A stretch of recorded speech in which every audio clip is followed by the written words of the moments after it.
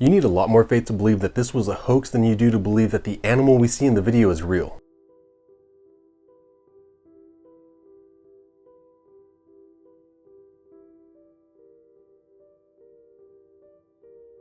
So we'll take the opposing side that this is just a hoax. It's just a guy in a gorilla costume and none of it's real. But real quick, I'm not trying to convince anyone that Bigfoot is real. All I want to do is point out some very blatant, obvious lies that people have been told and hopefully do away with the misinformation that has been put out there when concerning the Patterson Gimlin film. So let's lay out everything that we're going to go over in this video. First, we'll be taking the stance that this was just a hoax and how it happened, along with the costume designer and the actor in the suit. Second, we'll be taking the stance that it was real and how it happened. And we'll summarize what all was needed in order for it to be a hoax and for it to be real. Thirdly, we'll go over how big this figure is in the film based on an expert's analysis. And we'll try to figure out if this is even physically possible for a person to have hoaxed this. Fourth, we'll go over why we don't see more Bigfoots and why we haven't brought in a body. I'm going to let you know right now though, this one is a little bit out there. It's more about speculation and opinion.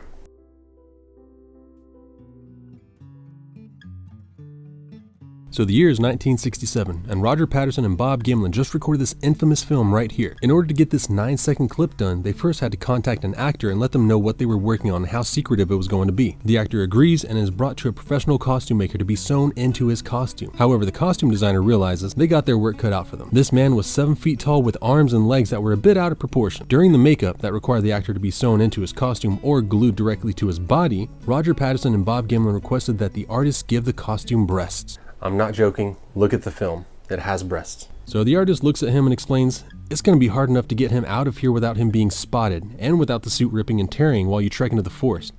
Are you sure you want to add 2 more obstacles into your path? And Roger just smiled and nodded and said, oh yeah, it needs some tatas. So he added the unnecessary features and the actor was ready to make his trek into the woods, sewn into a costume made to avoid seams, zippers, and an attempt to look and act like real skin. After a few days of hiking and the costume miraculously not tearing or ripping, they managed to make it to their desired location to record.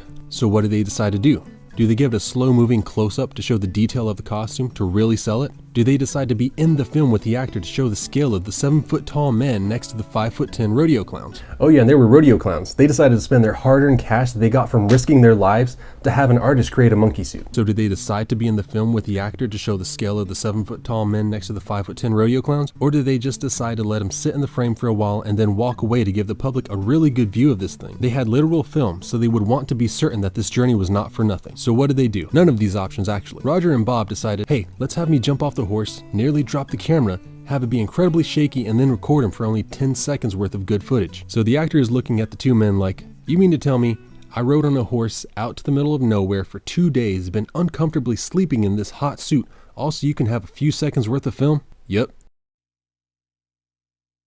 So the man happily agrees and Roger jumps off the horse struggling to put the camera on the tripod, but does so just in time to only get a few steps in. And at this point in time, they don't even know if they actually got it.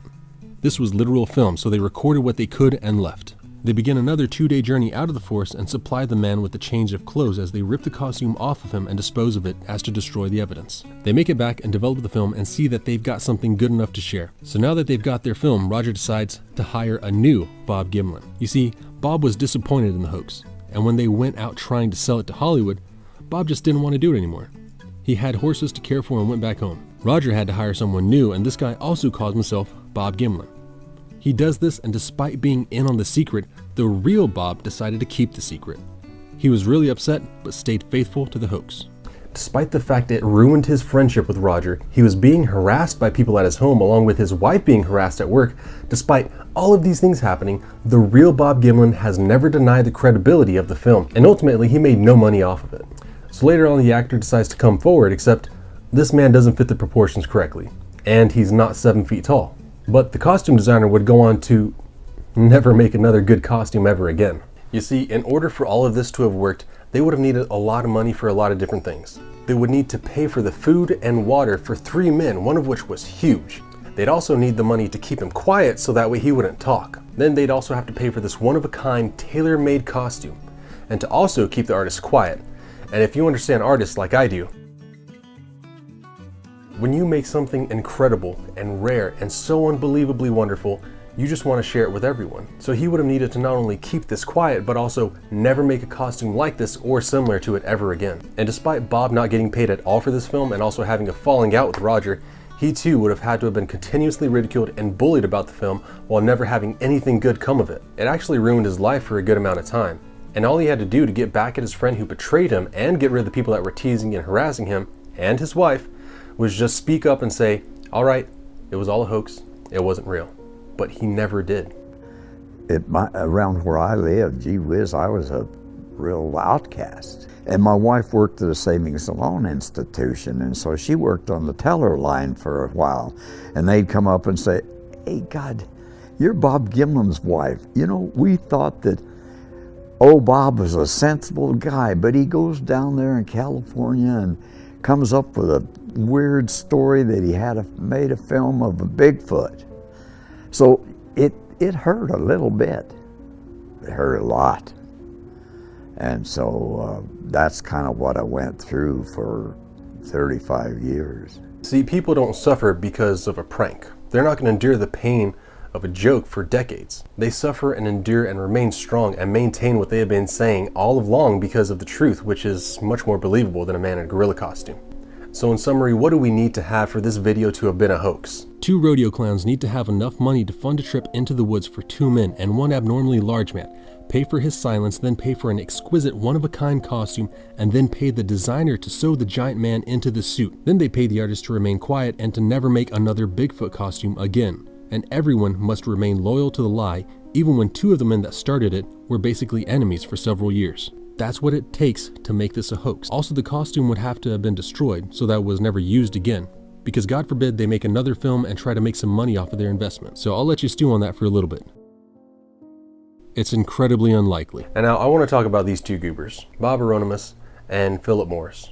I don't usually throw stones at anyone, but these 2 men are just flat out liars, and it's frustrated me ever since the day I heard their claims. Bob claims to have been the man in the suit and even walked similar to the creature to show that he was, but I'll show you later why this was impossible. Bob also explains that the suit came in 3 separate pieces when he put it on, but here's where we catch them both in their lies. Philip claims to have been the costume maker and explains that his suit was all one piece with a zipper that goes up the back. That's a pretty big difference. It's kind of like being confused between wearing an adult onesie and wearing pants, a shirt, and a hat. These guys even got together later on in an attempt to remake the Patterson Gimlin film, but it's very obvious. The guys just wanted some attention.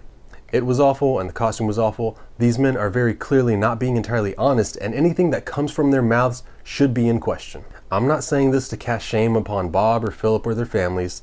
He did that himself when he decided to lie about something he had no involvement with. You turned her against me! You have done that yourself! It's 1967. And Roger Patterson invites Bob Gimlin out to the wilderness. He tells him he's seen these large bipedal creatures and wants a guide to get him in and out of the forest. They're also going to need to record it and bring back documented proof that these things are real. So Roger pays Bob a small fee for helping carrying his equipment and guide him safely in and out of the forest. They took a few days to get there, but finally they managed to find a good spot where out of the corner of their eye, they see something. It's a huge, hulking creature who is fully aware of them, but has no fear of the men. Roger and Bob get off their horses and start recording the beast, but just barely get anything usable.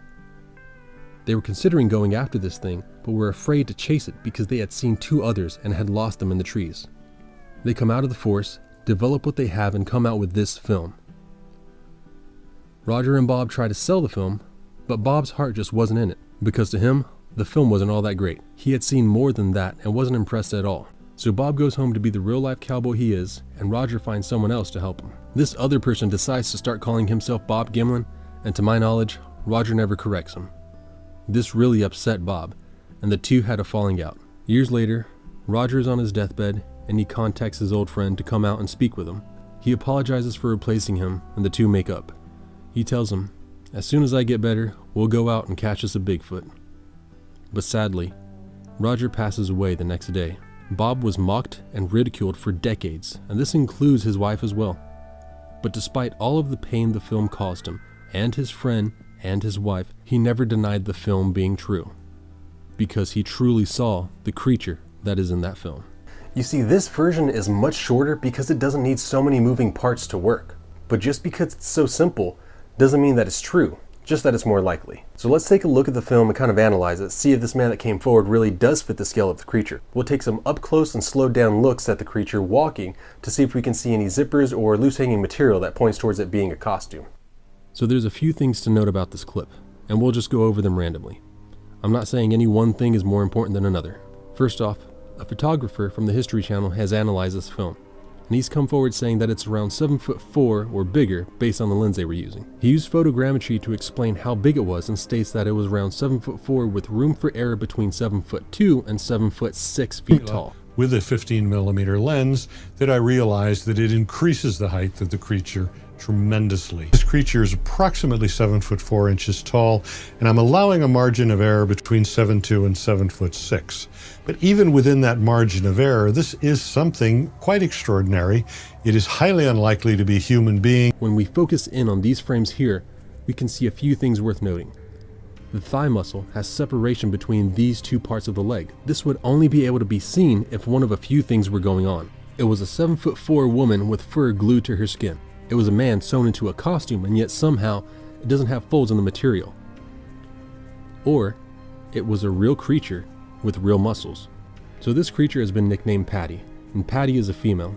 And if we want to be fair to the possibility of it being a hoax, the most accurate possibility would be that it was a 7'4" woman in the nude with hair glued all over her body. Also, if this is real spandex or leather, you'll almost always see folds and creases in the material, and yet somehow this material is magically perfect.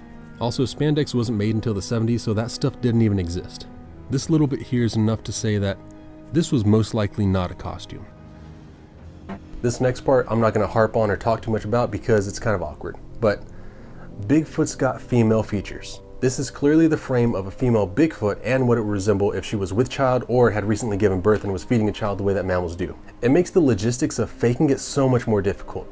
You're already making a costume with technology that doesn't exist, with material that doesn't exist, and you're having to look for a 7'4" individual. So why make it more difficult by adding fake and unnecessary features? Lastly, the proportions of the legs and the hips and the arms and where they bend just don't match up with a normal human being. When you align one part of the body, something else goes out of alignment.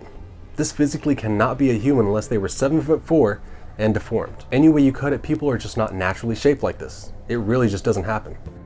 The only thing I can say with genuine confidence is that is not a human being in a fur costume. What it truthfully is, I am mystified by, but it is not a human being in a costume. What do we have to have for this to have been a hoax? You need at the least 4 men. They also have to have a camera and a top-of-the-line costume. Then they needed to be out in the middle of the woods and also have enough money to fund the costume and pay for the actor and pay for the artist to both be quiet. They would also need the artist to never make another costume like this again. And they would need the actor to be a 7-foot-tall woman in the nude with hair glued to her body because spandex just didn't exist. They would also need the video to be enough proof for them to have made money off of it. Then both men would need to have remained quiet and never rat each other out. And if it wasn't glued to their body, you would need the costume designer to use material that doesn't exist with technology that didn't exist. And you'd also have to have an actor with misproportionate limbs. And lastly, you would need a reason to spend so much money on a project that most likely would not even be lucrative. Or 2 men and a camera went out in the woods and recorded a rare species of ape that's smart enough to evade us. What do you think? I'm not out here to prove to anybody that they exist at all. I said, I know they exist. So here's my final component that I know people will ask. Why don't we see them in the woods? Why haven't we found a body? Why hasn't someone shot one yet? And why haven't we gotten better footage or pictures? Okay, so first off, why don't we see them in the woods? Well, if you've been in Georgia, you've probably seen deer on the side of the road. I'll connect this to Bigfoot in a second. So we see them grazing as we drive by, or maybe from a tree stand when it's hunting season. But you know when you won't see them? It's extremely rare that you'll ever see them when you're out on a leisurely walk in the woods. This is for several reasons. First off, you're most likely not covered in head-to-toe camouflage. They're gonna see you long before you see them. Secondly, you smell like a person. You know that one guy at work who bathes in cologne or smells like he doesn't bathe at all? That guy you smell before you see him? We are all that guy to the deer, and they smell us 10 times further away than we smell that guy. They know we're in the woods before they've even seen us. Lastly, when you're walking through the woods, it's almost impossible to remain quiet. You're crunching and stomping and breathing and panting, and those deer can hear that. So unless you have a rare group of deer that know of humans but aren't afraid of us, then you're not really going to see them as you're just out on a casual walk. It happens sometimes, but it's rare, unless you know what you're doing and you're actually stalking a deer. With all that being said, the estimated population of deer in Georgia is 1 million. We see them, but with 1 million being around, you'd think we'd see them all the time, all over the place, but we don't because they avoid us and hide from us. So if there is a nationwide population of Sasquatch or Bigfoot that's around 10,000, well, sightings are going to be much more few and far between. The only people that would see them are hunters, who are basically the ninja of the forest. And when a man or woman decides to go out hunting or fishing in a secluded spot, they tend to not spend thousands of dollars on a DSLR camera with a $1,000 lens to zoom in close to the deer. Hunting equipment is already expensive enough. But here's the second question. Why hasn't a hunter shot one by now? Or at least found a corpse? Well, if we're looking at this thing like it's a flesh and blood animal, it's an apex predator, and it most likely eats meat. And like many predators, they're probably cannibalistic. Also, I personally would be concerned if my rifle would even be able to bring down one of these things. Imagine a 7'4" creature, probably around 1,000 pounds. I wouldn't want to make it mad. So why haven't we found a body? Well, when a person falls dead, we see them and think, oh no, we need to call the hospital or call the police. But predators, they have to fight and struggle for each scrap of food, so they just see a free meal. Correct me if I'm wrong, but I think the majority of predators are willing to eat their own kind if they don't have to fight them. Also, if an animal knows it's going to die, they usually go to some dark space to hide and lay down. And most folks aren't willing to crawl into that dark hole underneath a tree for kicks and giggles. So we don't find bodies because they hide, and hunters typically don't shoot them because despite what people think, most hunters are not trigger happy to the point at which they're shooting at anything that looks weird. Plus, they don't know if this could be a person or what. I have heard a story of one man who shot one, and he ended up being attacked and killed by another. So it's not as though you're shooting squirrels. Even if you manage to get rid of the other Bigfoots in the group, how are you planning on hauling 1,000 pounds out of the forest? It's not that simple. It's not that simple. And why haven't we gotten footage of another? Well, like I said earlier, hunters and fishermen don't go out taking cute pics. They go hunt, but for those with the modern day iPhone, what's the excuse? I'm blaming Uncle Sam. Now hear me out because I've looked for the information on this, but I haven't found it. So if you know what I'm talking about, please let me know down in the comments. There was a rare bird that was found around this small town, and because it was so rare, the town wasn't allowed to harvest the resources it was using. Because they couldn't do their job, the town's economy shut down, and because of that, the entire town became a ghost town. There's no money moving through this community, and imagine if it wasn't just a rare bird, but a new species of ape. If the world knew about a new species of primate in the woods of North America, the logging industry would screech to a halt, and that alone is a multi-billion, if not trillion-dollar industry. Not to mention the national parks and forests would be shut down. So essentially, the economy of the US would take such a huge hit that we probably couldn't recover from it. I doubt we'll ever see a Bigfoot being brought to the attention of the public, because once it does, it could very well destroy the economy, depending on what the US decides to do about it. So anyone that has come forward about it has probably been silenced or paid off in one way or another. I doubt we'll ever hear of one being brought to light, but until we do, check out this video that YouTube says you're going to enjoy, and I'll see you there.